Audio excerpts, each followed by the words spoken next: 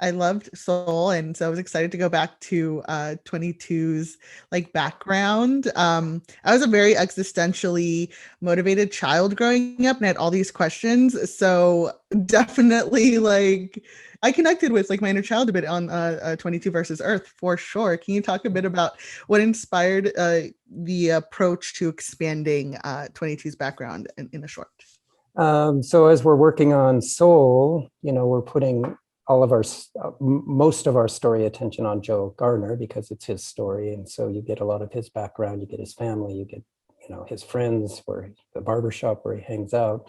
22 was always an ongoing conversation. We didn't need it for the movie, her background, we didn't need to show scenes from her past other than those quick little vignettes with the mentors, was enough to just give the audience enough to know that she has this past. But we didn't get into too much detail. But as we were making the movie, we talked about it a lot and we joked about it a lot. And like, what happened to her? And so this was just an opportunity to explore that a little bit. Dr. Borginson will be matched with soul number 22.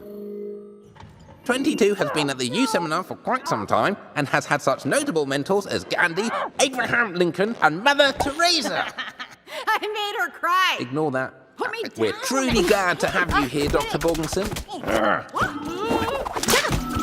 It is an honor having you prepare 22 for Earth. I'm gonna make you wish you never died. Most people wish that, 22. Off you go. Bye. I really enjoyed those like moments in the film, so I definitely had a blast to see the cheese and crackers crew in this kind of like seeing 22 recruiting others, and that sort of being what inadvertently leads them to find their purpose. Can you talk about how that came about and kind of like creating like a very self-contained story in that regard? Well, you're doing a short, so by definition, it's got to be, you have to limit your scope. And we had a great writer, Josh Cooley, who just came up with this concept or this setting right away. It gave us everything we needed to work with right off the bat. This dynamic of this cynical person with these little innocent souls who she thinks is going to be like easy to manipulate, and it all backfires. I mean, it's a very simple story in that sense, and that's, you're making a 5 or 6 minute movie. Yeah. And we've seen your work and editorial. Was it sort of fun to kind of like go into this short, just definitely seeing like the best use of sort of this really big world of where the souls are and kind of getting that focus and working with Josh and sort of seeing what space we were going to be able to see? Yeah, that's again, in the movie, we really didn't spend a ton of time, especially in the Hall of Everything, but in the soul world, because you have a story to tell, and so you have to sort of move through things quickly sometimes. So yeah, it was great to be able to go back to that and explore that a little bit, and just be in the world, be in the great before for a while.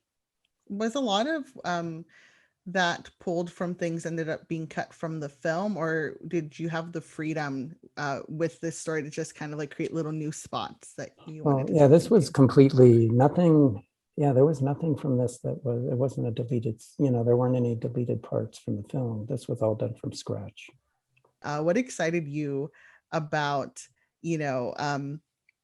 having, this short, because I'm personally really used to like the Pixar shorts being before the film and going to the theater, getting there early, making sure to like not miss a trailer.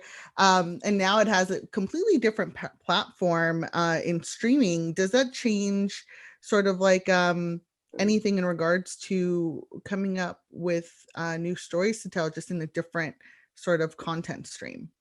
Yeah, well, this particular short falls in the tradition of, we've always done, not every movie, but often with our movies, back in the DVD days, we did a short like this to attach to the DVD as more or less a bonus feature. And that's sort of, in my mind, that's sort of where this fell, was that we did Lamp Life was sort of the same idea, and Riley's First Date on Inside Out.